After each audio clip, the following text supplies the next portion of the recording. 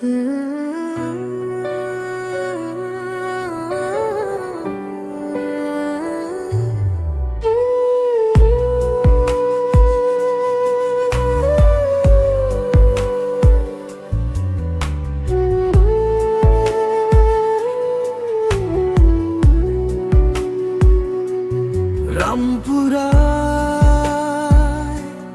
6 বছরে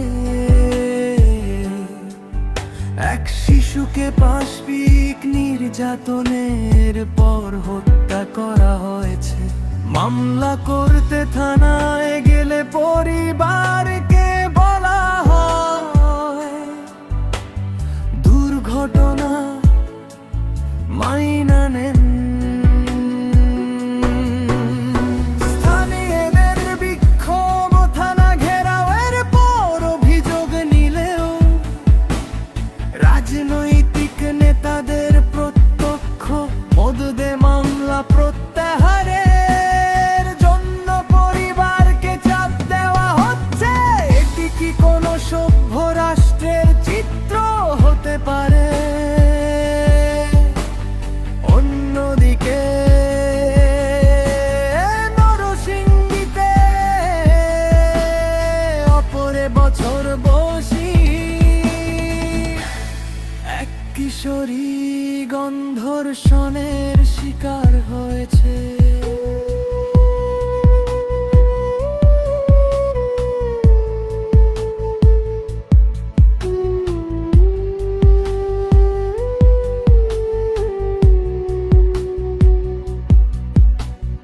অপরাধীদের বিচার না করে স্থানীয় নেতা